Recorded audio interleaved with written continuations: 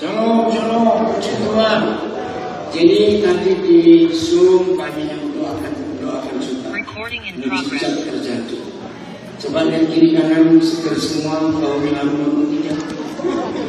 Oke, puji Tuhan. Axel, mana istrimu? Ada sehat? Ramai lagi?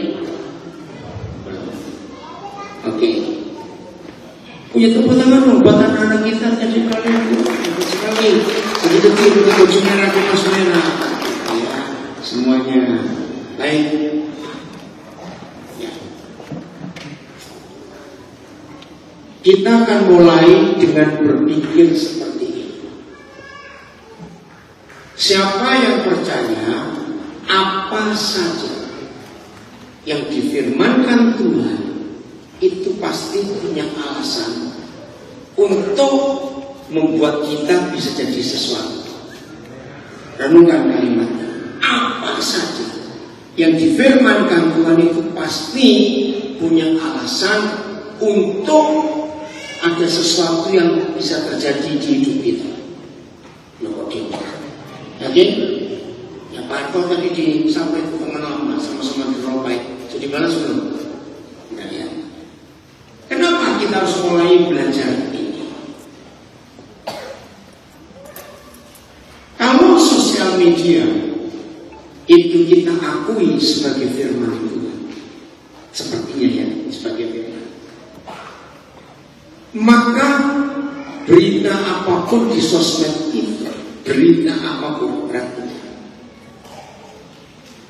yang kita baca akan berpengaruh gak di hidup kita.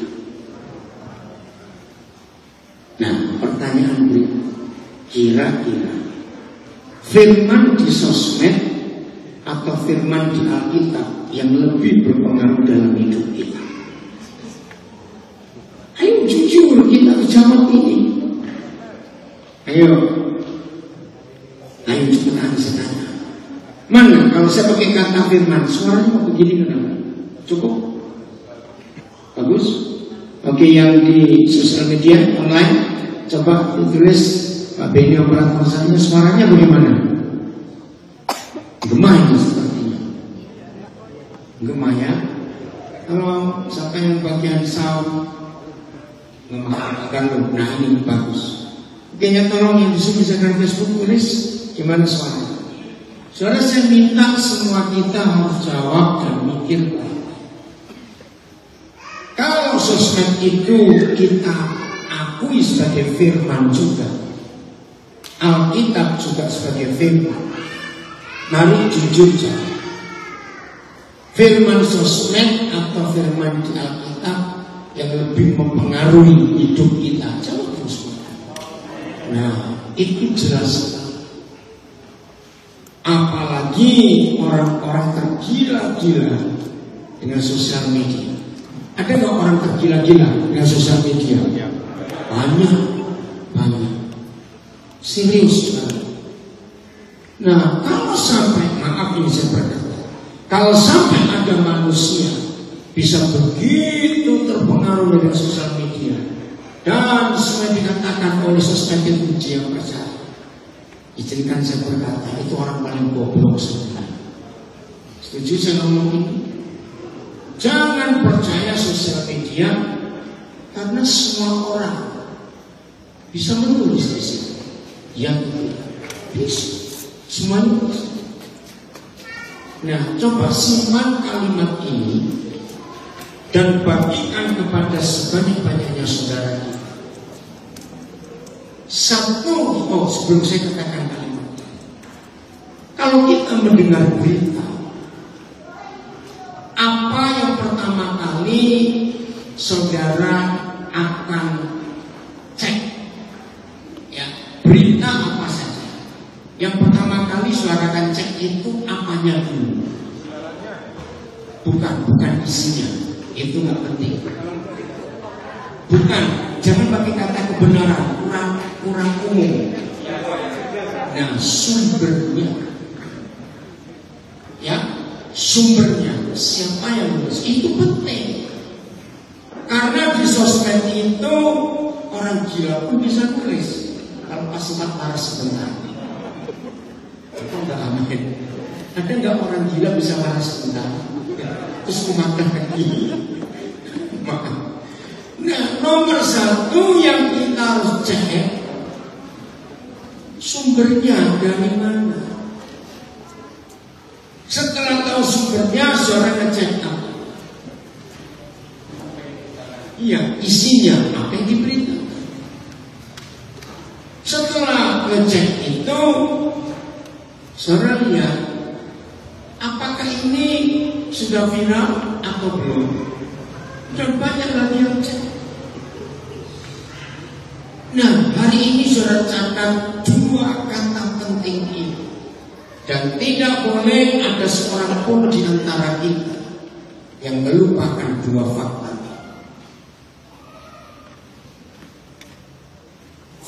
Kebenaran dan fakta. Renungan 2 kalimat ini. Kebenaran dan fakta.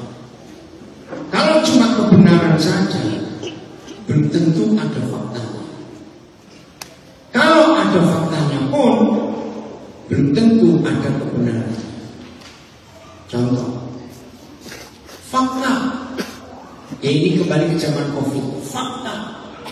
Orang ini penciumannya meninggal. Fakta, lidahnya sudah merasa apa-apa. Fakta, tenggorokannya mulai sakit. Rasain. Fakta, badannya melihat. Apa itu yakin COVID sebelum dicek kebenarannya? Belum coba bisa. Nah, terus ngeceknya. Nah, swab. Tapi lagi sekali. Ada nggak orang swab hasilnya salah? Nah, sampai stres. Nah, ternyata setelah dicek kebenarannya pun bisa belum benar. Nah, siapa yang pernah mengalami periksa darah? Karena dokter tidak menemukan penyakit orang ini. Periksa darah saja. Siapa percaya periksa darah bisa salah juga hasilnya? Nah, ini loh. Jadi fakta dan kebenaran itu harus berjalan bersama dalam hidup. Dan yang hari ini semua kita yang mendengar berita ini, yakinkan diri saudara, tidak ada buku lain di dunia selain Alkitab yang adalah kebenaran dan fakta dan kebenaran. Oh, kenapa ini gak semangat sekali saudara? Ini lebih dari 2 tahun kalau saudara percaya konsep ini.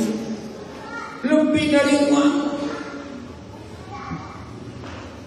Maka itu fakta dan kebenaran dan fakta harus selalu berjalan bersama. Tanya berikut. Pernah ketemu orang sering bimbang? Pernah ketemu orang sering bimbang? Ya, coba gambarkan. Orang sering bimbang itu kira-kira seperti apa? Bukan pusing, nanti orang pusing. Sudah bimbang, pusing, lengkap sudah. Ayo, orang sering bimbang itu bagaimana? Pelan, susah keputusan. Ayo, kamu ngomong, jangan diam aja. Ayo, apa?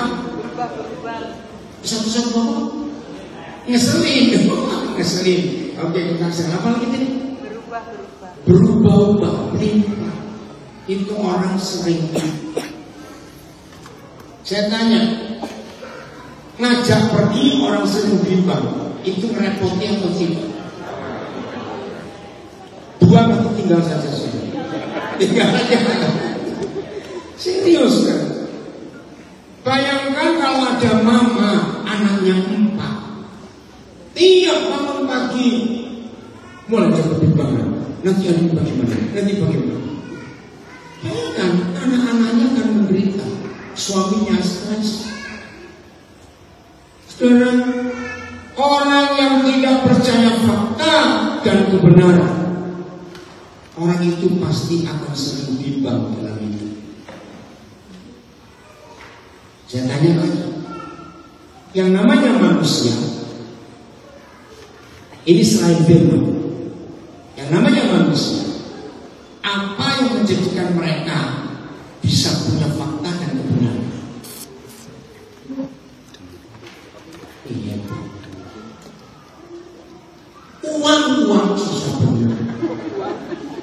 Lu betul tidak? Lu, puji Tuhan, maaf ya, yang di rumah kok gak ada jawaban, karena kami ini orang miskin semua. Nah, dokter tahu ternyata lu betul atau tidak? Buat semua manusia umum ini, fakta dan kebenaran adalah jumlah uang mereka. Coba jawab dia atau tidak? Nah, mengaku sekarang. Dia tidak ngomong lagi karena miskin semua. Terus, karena saya sering ketemu orang kaya, bagaimana kalau mereka ketemu saya bisa kesini ke situ, lalu saya tunjukkan rekening saya. Mereka betul-betul nggak percaya. Loh, kok dia begini masih bisa pergi-pergi? Bisa. Kenapa tidak? Bapaknya itu heran sekali.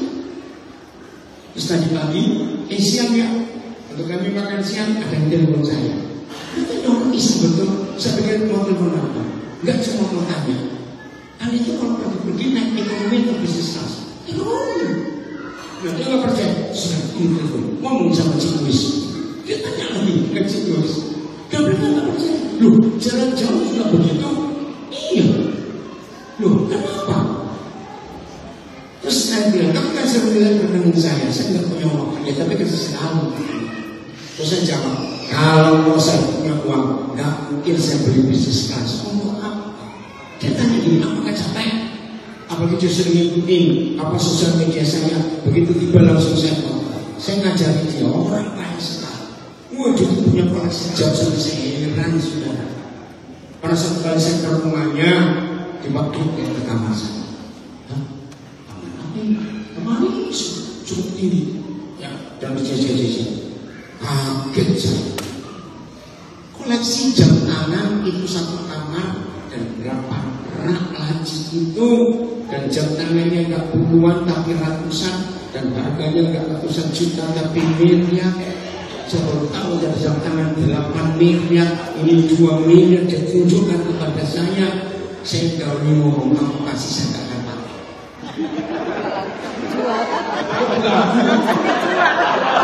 Jual ini ada berita, jual enak.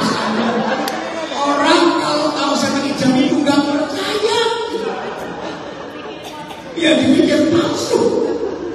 Ngapain? Dan orang ditanya. Jadi selama ini nggak pernah bisa sempurna. Saya bilang kepada dia, tidur buat kami ini bukan karena tempatnya. Bukan apa?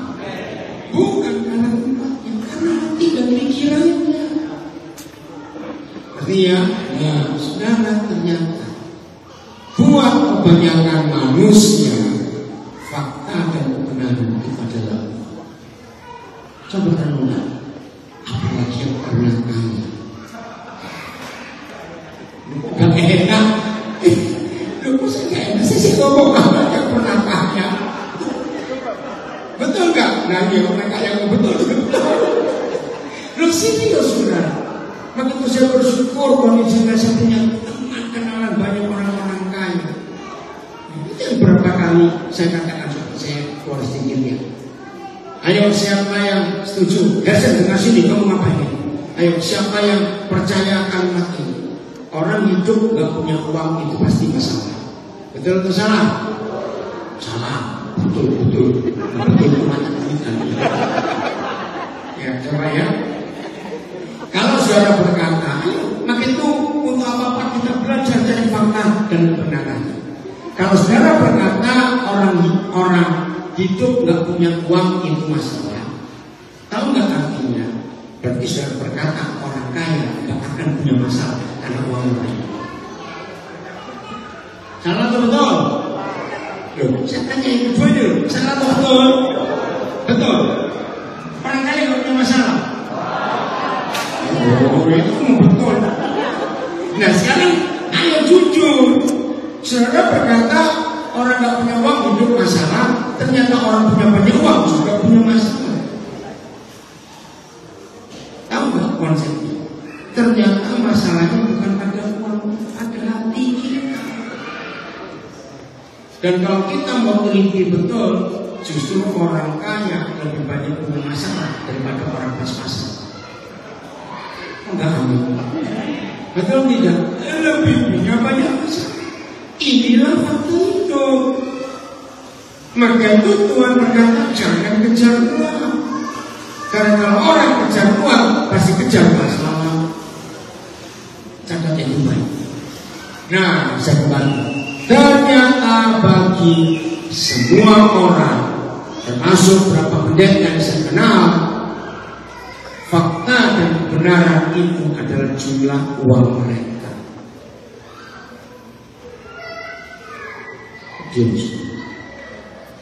Itu manusia. Bersyukur kita ada di komunitas yang unik ini. Amin. Kenapa unik? Karena kita tidak pernah bicara tentang uang. Karena nggak punya uang. Dan serius ini hidup yang kita harus dengar. Nah, berarti ada dua fakta dan kebenaran di dunia ini. Satu yang asli yaitu firman. Kedua yang saingannya yang palsu yaitu uang. Ayo, mulai hari ini kita dengan serius memikirkan fakta. Ingat kalimat pertama tadi, percaya bahwa semua firman yang Tuhan katakan pasti punya alasan dan tujuan kebaikan kita. Betul? Saya beri beberapa contoh kecil. Bersukacitalah senantiasa. Firman atau bukan? Ayatnya di mana? Jangan sendiri. Filipi 4 apa? Siapa ngomong? Bukan, Filipi 4 ayat 4. Ya, Tuhan punya alasan. Bersukacitalah senantiasa. Nah, alasan-alasan ini bagi orang yang punya fakta kebenaran yang kedua tadi yang palsu yaitu uang, gak bisa terima. Sebab orang yang fakta kebenarannya adalah uang, maka apa-apa diukur dengan uang. Betul? Nah, sekarang ketika kita nggak punya uang, ketika kita sakit, ketika kita terjunjak, ketika kita terpuruk, saya tanya, firman bersukacitalah senantiasa masih berlaku atau tidak? Loh, masih berlaku nggak? Masih. Sebab semua yang tertulis itu tidak tergantung dengan jumlah uang. Saudara, ini loh cara kita berpikir tentang Alkitab ini. Harus kita pisahkan. Bersukacitalah senantiasa. Ada orang yang kita kasih tiba-tiba meninggal. Firman itu berubah atau tetap? Tetap. Ingat berapa kali saya mengajar kalau ada duka. Kebanyakan orang-orang kalau ada di rumah duka, saya tanya kenapa, sakit apa, kok bisa, masih ingatnya. Tapi Tuhan mengajar, gak usah ditanyakan, sudah terjadi. Maka satu pertanyaan buat semua kita, kalau ada di rumah duka, giliran duka. Setuju? Karena suatu titik nanti kita akan sampai ke situ. Itu bukan keluarga ditinggalkan kasihan. Ada Tuhan yang bertanggung jawab. Izinkan saya berkata, Ibet kamu di mana? Lihat, ada Santi, ada Eni. Saudara yang belum tahu saudara, ketiga saudara kami di sini ditinggal suami mereka dalam keadaan yang tidak ada persiapan. Apalagi yang Ibet tadi, nggak sampai 1 tahun, suami dan anak pertama Tuhan panggil.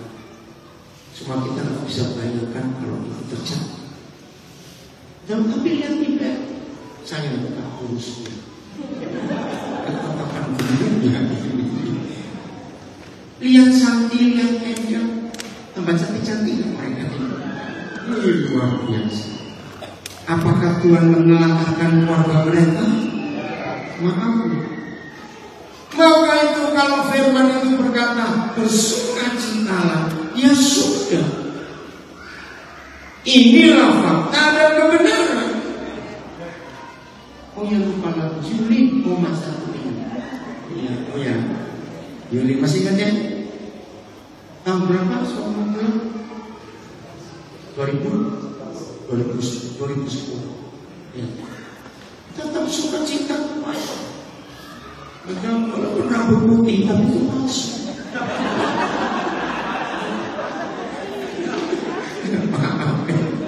Nah ini yang bukti kita bisa bersuka cita. Amin. Nah bagi yang belum tahu suka, hampir semua kami yang ada di sini itu sudah terbiasa sering gak punya uang. Gak usah jadi kebiasaan kami yang gak punya uang jangan makan itu ke tetangga pakai jejak makan semua itu sudah kebiasaan. Gak usah pura-pura kamu semua. Betul saya ngomong? Nah dia enaknya warga kita ini. Udahlah, kalau kami ada yang lapar pas punya uang gak usah repot, mampir kemana. Tapi saya tiap hari ngomong. Setuju saya ngomong ini? Ya memang itu fakta.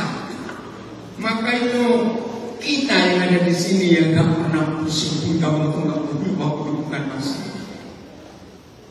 Dan hebatnya tambah subuh.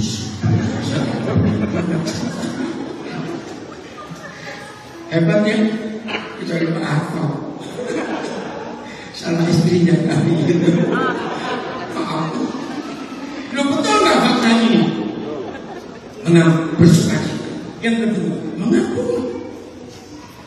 Kalau Tuhan berfirman, ampuni musuhmu, berkati orang membenci kamu, itu ada alasan. Dan itu fakta dan kebenaran yang kita harus akui. Firman Tuhan akan tidak jadi fakta dan kebenaran ketika kita membaca dan mau melakukan muncul kata tapi. Nanti aku mau ngampuni tapi aku ketemu. Oh iya, kenapa Yana? Suara Yana ini dari Sydney. Dengerin ya. Fakta dan kebenaran akan jadi mentah ketika kita punya alasan. Betul? Jadi kalau Tuhan berfirman, ampuni musuhmu, berkati orang membenci kamu, lakukan.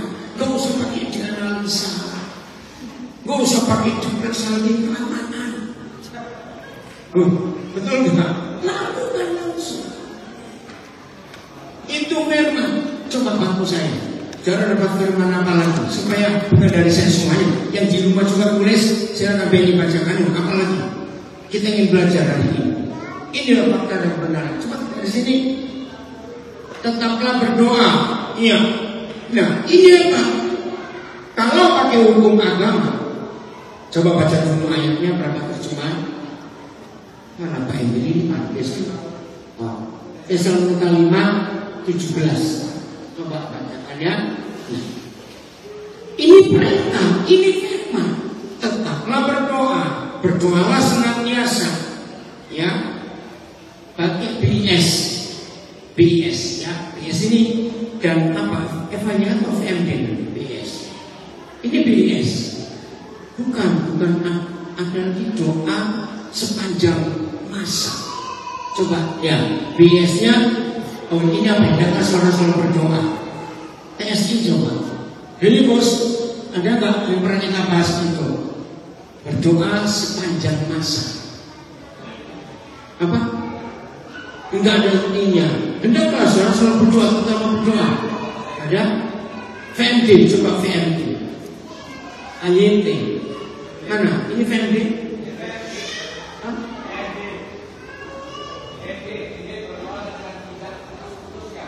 Dengan tidak putus-putusnya. Sekarang kalau firman ini pakai hukum agama apa saja, bisa terjadi nggak? Tidak. Karena di semua agama doa itu ada waktunya, ada kata-kata tetapnya, betul, ada caranya, ada pakaiannya, dan banyak lagi peraturan. dapat apa? Terjemahan apa ini?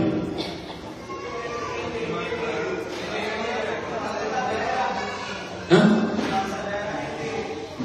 Oh, mana? Kamu dapat apa? Oh ya, masa kini? Oh ya, berdoa senantiasa. Nah, firman ini tidak berlaku di agama apa saja. Kalau agama apa saja melakukan firman ini, pasti mereka nggak mandi, nggak kencing, nggak berak, nggak minum, nggak tidur, nggak kerja. Karena doa mereka ada waktunya, peraturannya semua. Ngerti nggak? Nah, tapi ini berlaku buat kita.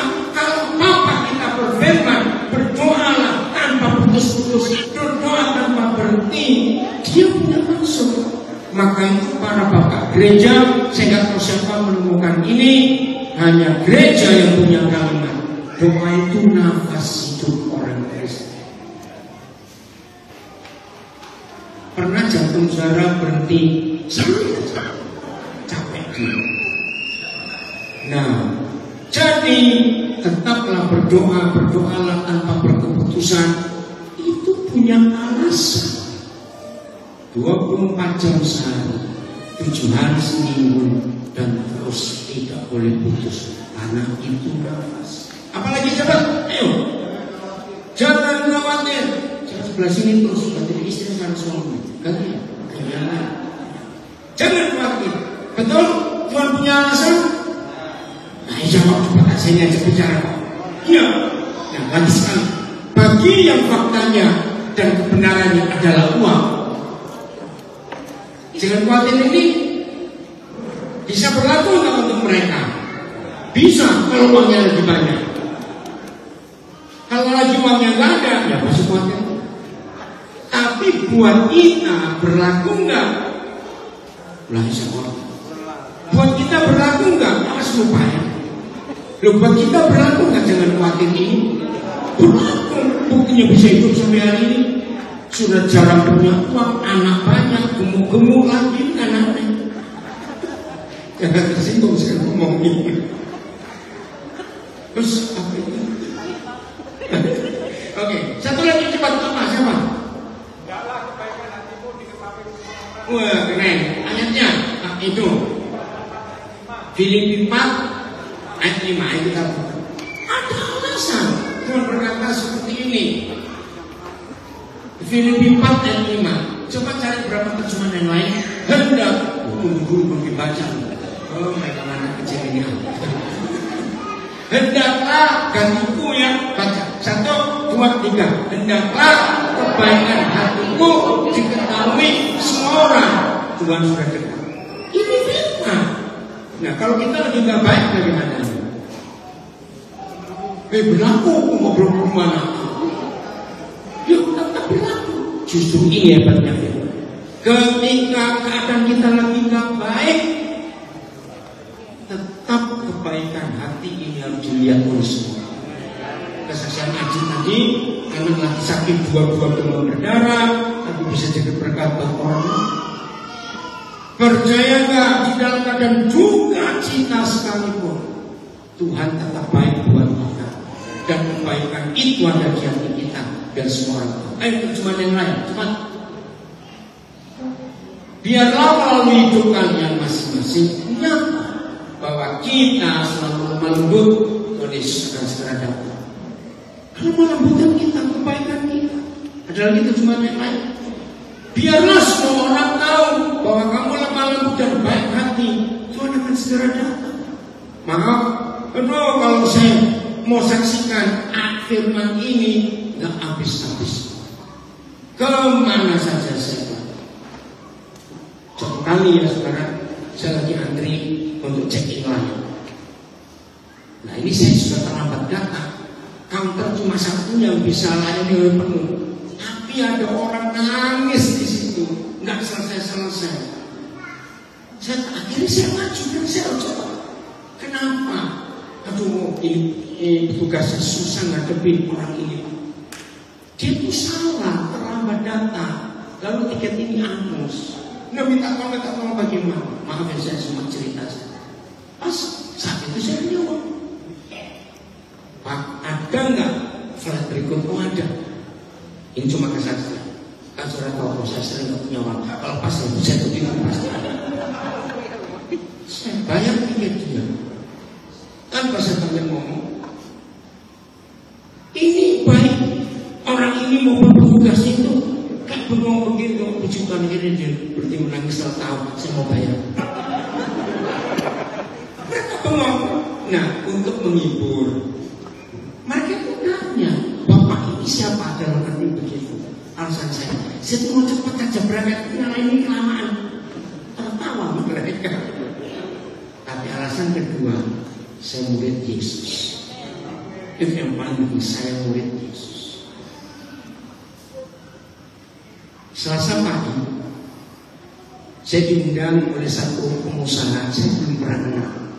Dia tahu dari surat ini. Nah, tapi jarang itu. Di daerah Paminggap Kapur, saya belum pernah ke daerah itu.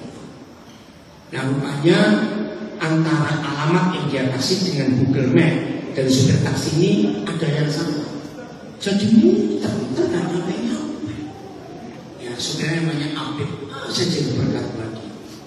Nah, setelah akhirnya saya share lokasinya, oh saya dekat ini pas dekat. Bapak naik mobil apa? Saya bilang taksi warna biru. Loh, Bapak naik taksi? Kenapa tak bilang? Tadi bisa supir saya jemput dan mati telat. Oke, ini luar biasa. Nah, dia itu nggak percaya kalau saya ini nggak punya mobil. Dia betul-betul nggak percaya. Pak, jangan bohong atau Bapak buang ini sama saya. Enggak, saya nggak pernah punya mobil. Bukan saya minta, enggak.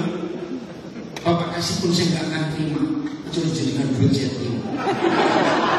Terus, ya mungkin ya. Nah, supir taksi ini kasihan saudara. Pak, saya bisa menunggu 6 jam di antrian tadi baru dapat Bapak. Jauh sekali Pak ya. Nanti kalau saya balik lagi nggak dapat penumpang. Aduh Pak, gini lah Pak, saya tungguin aja ya. Aduh, masalah saya nggak tahu berapa lama nanti ini. Dan gini aja Pak, ambil jalan tengah. Pokoknya kalau saya dapat penumpang ya saya pergi.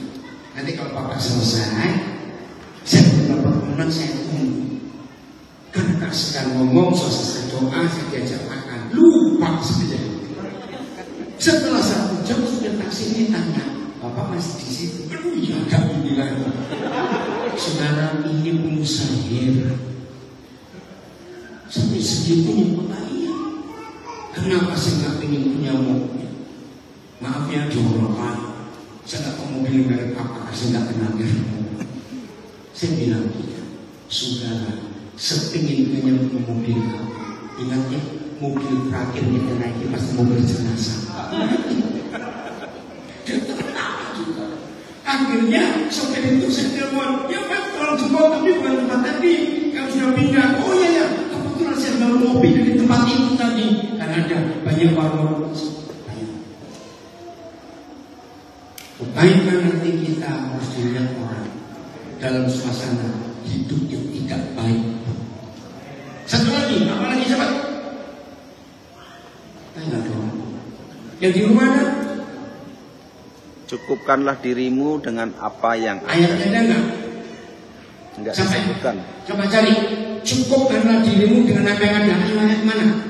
Di Instagram, Facebook tulis juga ya. Kita bahas. Ayat berapa? Cukupkanlah dirimu dengan apa yang ada. Oke, kita akan bahas. Kita ketemu ayat.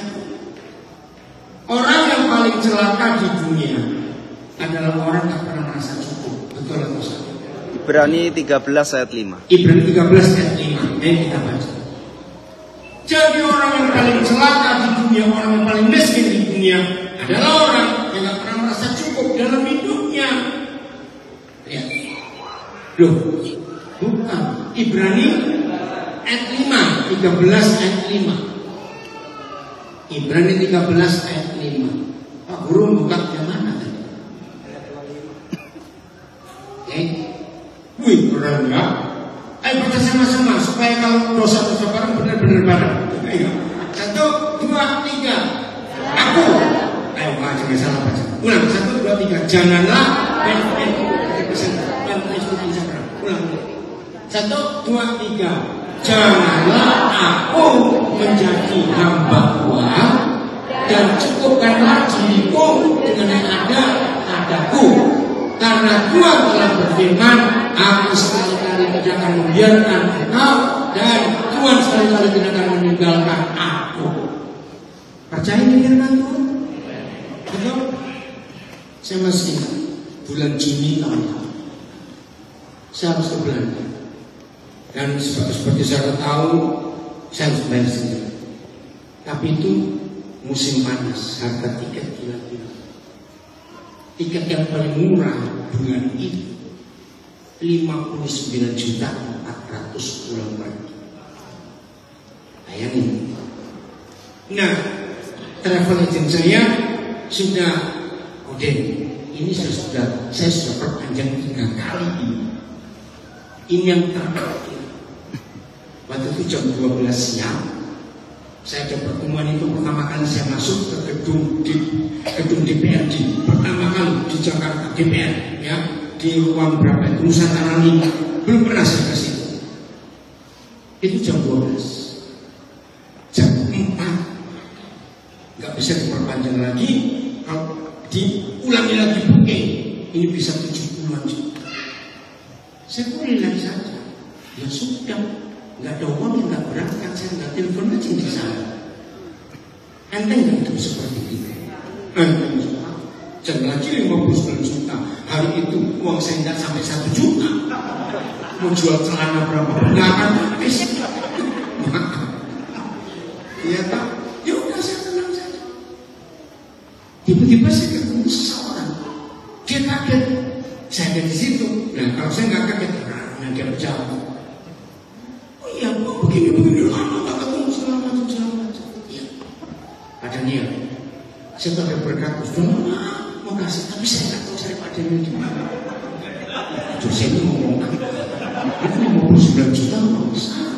Gitu loh. Nah, dia cuma kasih 4 juta kan cuma 4 juta. Dia tanya bagaimana ini? Ada sih Pak. Waktu itu sudah jam 2, kurang 2 jam. Saya harus ke Eropa, harus bayar sekian. Oh iya, nggak apa-apa. Saya kan masih jalan segitu. Itu saya langsung telepon ke travelnya. Saya speaker supaya benar. Gimana kalau ada jadi atau enggak? Luar biasa jadi. Lu kok bisa? Kok bisa gimana? Ada apa ini? Gitu loh. Orang ini tanya ada apa? Coba cerita, saya bilang gitu. Ini loh, ada itu sudah booking tiket, bisa saya kumpul 3 kali. Ini nggak mungkin ke-4 kali. Ini kurang 2 jam lagi. Habis waktunya. Berapa? Bu, segini. Sekarang langsung telepon saya nggak tahu, sekretaris atau saya nggak tahu. Dibayar. Itu kesaksian yang luar biasa. Betul nggak? Bukan duitnya, karena duitnya karena duitnya itu tangan saya terima. Ngerti? Karena ini loh, cukupkanlah dirimu dengan ada yang apa pada. Banyak orang tanya, kenapa sejak tahun lalu 2023 saya sering ke Belanda? Ya ini saya cerita dikitnya. Tahun 88 saya merintis sebuah pelayanan di Belanda. Tahun 88. 3 kali ganti pengurus, ganti nama karena betul-betul risiko. Ya, yaudah. Tapi puji Tuhan, akhirnya tetap sudah 20 tahun. Jadi 2024, 20 tahun berapa tahun 2004 yang lalu ganti nama tetap sampai hari ini. Nah, ketua dan pendirinya itu awal Januari 2023 tanggal 5 Januari 2023 dia berdana. Nah, selama COVID pelayanan ini hanya online. Nah, mereka tiap kali kebaktian itu sewa tempat yang nggak besar di sebuah gereja. Sekali pakai 3 jam itu bayar 140 euro. Kalikan 16.500 juta berapa? Belum lagi memberi persembahan buat Tuhan. Nah, setelah COVID saya baru bisa dapat visa itu November 2022. Jadi saya meninggalkan Belanda yang terakhir 9 Maret 2020. Saya baru balik lagi akhir November 2022. Nah, pengurusnya ngajak apa? Bersingkat, mereka mau bubarkan mulai 2024. Berapa juta? Berapa ribu? 140 kali 16.500 orang sejuta pulang. Oh ya, maaf, nggak biasa gitu jutanya. Berapa? 2,3 juta sekali pakai. Nah, pelayanan ini unik. Hanya sebulan 2 kali, Selasa kedua dan Selasa keempat. Itu mereka siapkan bersama bantuan semuanya. Tapi kalau ada 5 Selasa, ya kan ada bulan tertentu 5 kali. Itu 3 kali ibadah, Selasa kedua, keempat dan kelima. Itu mereka paling berat. Sebab saya 150 kali 3 belum bersenangan lagi. Ketika mereka memutuskan 20 November 2022 tutup, tiba-tiba dia saya, aduh kemana? Saya kaget, ini marah siapa saya? Saya tahu kemana? Siapa tuh? Lalu terus gimana? Ini saya, sekarang kalau saya ngomong ini, saya tuh selalu pas ngomong nggak ada duit, makanya suka tergabung dengan gue. Saya bilang, selama 2023 saya akan bayar gedung itu untuk setahun. Kalau kami boleh terima. Makanya 2,3 kali kedua. Setiap 5 Selasa saya akan datang. Nah mereka sudah kalau saya ulang tahun, kalau saya datang undang mereka nggak mau kayak gitu. Hah? Pernyataan mereka sangat sama. Kami nggak enak. Saya bilang kelak nggak enaknya berusaha. Mungkin saudara jadi mulai 2024 5 Selasa itu pas Januari. Ibadah perdana Selasa kedua itu tanggal 9 Januari. Saya tiba tanggal 6 Januari. Tanggal 5 dirinya dan ketuanya masuk rumah sakit. Sampai dia meninggal 15 November lalu dia tetap di rumah sakit. Dan selama 2023 tetap berjalan. Tapi luar biasa. Masuk bulan Agustus, gedung mereka sudah punya uang untuk. Jadi saya cuma bayar dari Januari sampai Juni saja. Kalau diambil, dan itu jadi kesaksian yang luar biasa. Kota-kota sendiri, bayar sendiri, saya bawa gedung sendiri. Mandiri. Nah itu kesaksian. Maka itu cukupkanlah dirimu dengan apa yang ada. Selamat. Semua saudara tahu. Bayangkan kalau bisa menikah dengan orang yang sama. Maaf yang jangan tersinggung. Rata-rata antara suami dan istri rata-rata itu tersinggung. Yang sering kali takut uang kebutuhan mereka itu istri atau suami, cepat jawab. Oh, cuma diberkati orang jujur. Nah, bayangkan kalau saya menikah dengan istri yang selalu khawatir tentang uang, selalu takut kalau kurang. Saya sudah mati tahun-tahun. Stres saya. Betul tidak? Dirongong kursi mana itu? Tapi puji Tuhan, kami pun istri saya jarang masak, karena saya banyak yang beli.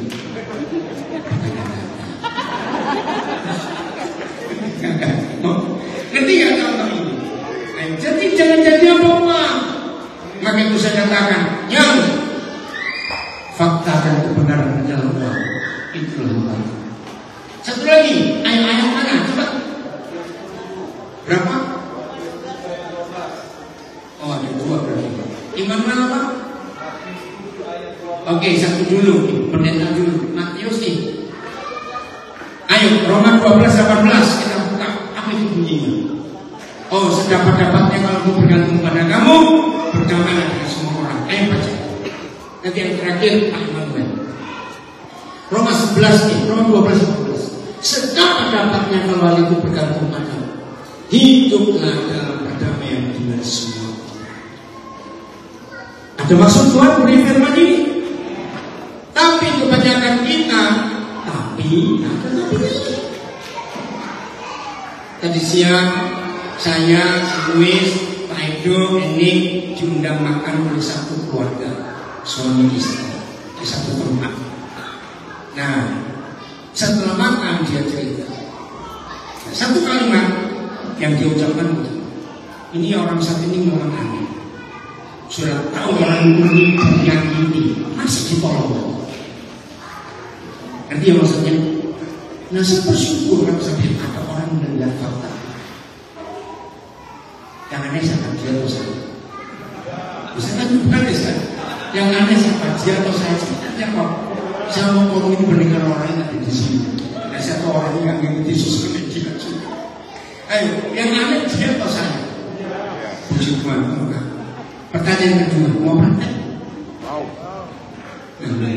Loh, kok dia mau praktek? Sudah, puji Tuhan. Dan puji Tuhan, saya bisa melakukan firman ini. Karena tergantung siapa untuk berdamai dengan semua orang. Tergantung dengan kita, bukan tergantung wajib. Bukan. Setuju? Sedapat-dapatnya. Kalau hari itu bergantung padaku. Seberapa? Berdamai dengan berapa orang? Semua orang itu berapa? Semua, pokoknya orang. Saudara, sebelum diakhiri, percaya kalau semua firman yang kita baca dan kita dengar, kita lakukan. Hidup ini indah, hidup itu enak, hidup itu menyenangkan, hidup itu ringan. Amin. Sebelum yang terakhir ini kesaksian. Hampir semua mall Jakarta ya, dan kamu bisa kerja. Itu selalu ada orang-orang nawarin buka rekening di bank apa saja, kartu kredit. Ini pengalaman lucu yang saya ya, cuma satu bagiannya saya tidak suka. Orang itu kayak nggak kenal saya, kalau lihat penampilan saya pasti mereka anggap saya itu pengusaha. Nah, berapa kali kejadian ini fakta. Saya bilang nggak mungkin saya bisa dapat karena usia saya. Loh, Bapak usia berapa? Nah, tiap kali saya orang tanya itu pasti orang KTP. Apa KTP? Loh, ini bagaimana? Ini KTP nasional. Ngerti nggak maksudnya? Bahwa kok bisa Pak ya? Umur Bapak dengan pengalaman Bapak kok beda? Maaf, ini bukti yang saya hidupi karena firman. Orang itu yang puji Tuhan karena kemurahan Tuhan. Jalan dengan saya, komen mereka pasti sama. Wih, kok jalannya cepat benar. Nah, saya itu kan bukan engkol, aku bukan sibuk. Saya tidak bisa jalan pelan ya kalau saya sungguh kami. Itu kesaksian orang itu bisa karena firman. Maka yang mulai hari ini siapa saja ikuti firman. Betul? Jadi kalau Jenny didoakan saksi karena mulut ini loh. Ingat, rasa enak dan tidak enak itu cuma berapa senti. Betul? Berapa senti tidak orang rata-rata hampir 1 meter. Benar bukan? Berapa senti? 7-9 senti. Ini loh. Saya mengajar orang untuk hidup sehat bicara soal sudah enak ataupun gak enak cuma sekian senti. Setelah lewat itu gak ada rasa. Nah, firman mengajar yang ini boleh dimakan, yang itu boleh dimakan. Nah, cuma papa disuruh itu dulu. Semua yang dilarang itu yang enak-enak. Betul tidak? Ada sekali ini. Tapi ini pernah hilang. Setuju? Luar biasa semuanya. Terakhir, Matius berapa? 7 ayat 12. Ayo, Matius 7 ayat 12. Apa itu? Yang terakhir. Terima kasih Bapak, ada firman yang memberikan kepada kami. Itulah fakta dan kebenaran. Itulah kebenaran dan fakta. Segala sesuatu yang kamu kehendaki supaya orang berbuat kepadamu, berbuatlah demikian juga kepada mereka. Itulah isi seluruh hukum Taurat dan kitab para nabi. ada dua konsep. Satu, bicara hukum Taurat agama. Dua, bicara sisi kemanusiaan. Ini ayat ini luar biasa. Isi hukum Taurat itu jelas indah, menyenangkan untuk peraturan hidup manusia, betul nggak? Tapi agama merusak. Apa rusaknya? Kalau kamu gak seperti aku, maaf. Betul gitu. Maka itu Tuhan Yesus berfirman seperti tadi pagi dalam Zoom dengan saudara dari beberapa RT, kami bahas tentang agama. Agama yang jahat, termasuk agama Kristen Katolik, sangat jahat. Kalau nggak seiman, kita nggak. Lihat aja gereja-gereja yang punya banyak uang diakonia. Begitu ada orang susah, kita tolong pertanyaan pertama, anggota sini nggak? Nah, kedua, setelah anggota sini sudah berjemaat berapa lama? Oh, baru 3 bulan berapa? Itu jahatnya agama. Sejujurnya saya ngomong ini, makin jangan jadi orang beragama, jadilah orang yang beragama. Itu luar biasa. Hari Senin malam yang lalu ada satu keluarga saya belum pernah kenal, keluarga Saragi. Nah, anak sulung mereka meninggal, laki-laki, sangat berpotensi, sedang jaya-jaya. Nah, adiknya nomor 3, saya belum pernah ketemu, itu ada di Jerman. Dia sering ikuti sosial media saya. Nah, hari Senin itu tiba-tiba dia kontak saya, terpaksa mendadak untuk saya ke rumah orang tuanya karena lagi stres. Waduh, kemana ini? Ternyata satu kampung kecil, saya lupa daerah Senen, Keramat, masuk belok-belok, saya pakai taksi. Taksinya bilang, Pak, nanti saya ini putarnya kemana? Ya mundur, saya bilang begitu, habis nggak ada jalan. Ringkas cerita, simpel saja. Maafin ya, yang orang Batak. Yang menjadi kesedihan mereka adalah adat. Ternyata baru tahu saya juga ada adat Batak. Kalau sampai ada orang tua menguburkan anaknya, orang Batak berkata, orang tua ini makan anaknya, terus dikabir. Gara-gara ada untuk mereka ini stres. Anak mereka meninggal tanggal 8, tanggal 10 Januari yang dikumpulkan baru sebulan. Ya udah, saya datang, saya datang. Ayo, saya bilang, ini keluarga Kristen mau percaya firman atau percaya ada? Saya bilang, jangan sekali ada seperti ini. Ya tapi ini kerabat kami, mengata-ngatai kami, sebagai orang tua kamu gak benar ngurus anak segala macam. Sudah berduka di kata-kata ini. Saya kembali sampaikan firman. Jadi sekarang mau percaya? Percaya firman, ya sudah. Karena dia hidup. Nah, apa yang kita bisa buat baik? Apa yang kita ingin orang buat baik kepada kita? Kalau begitu tak benar.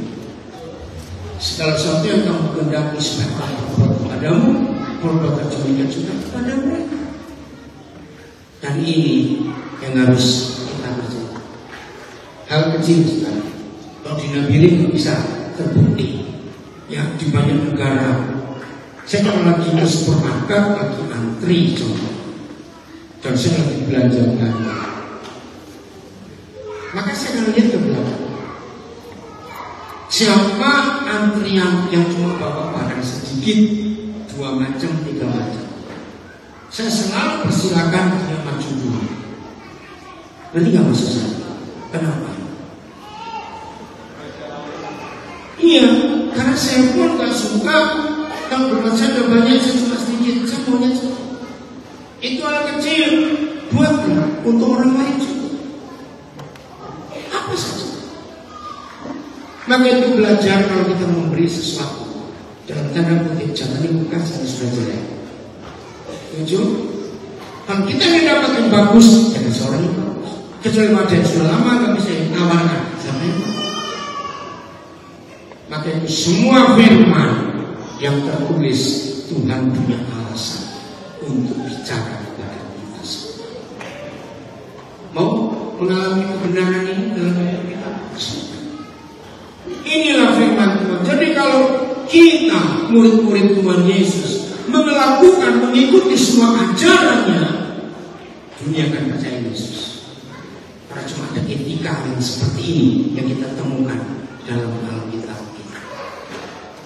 Oke, ayat terakhir. Matius 5:48.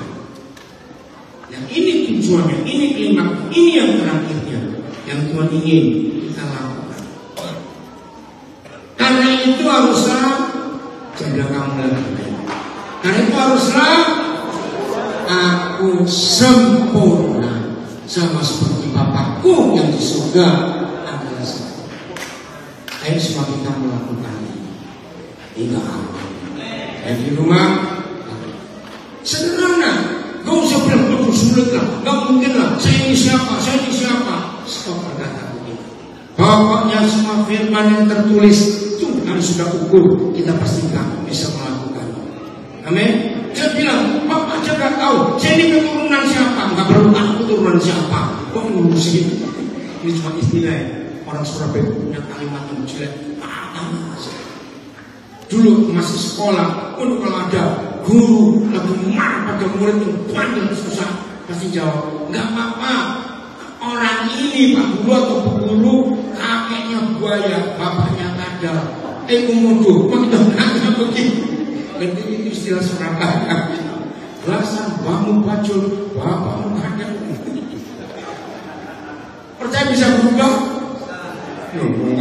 Percaya bisa.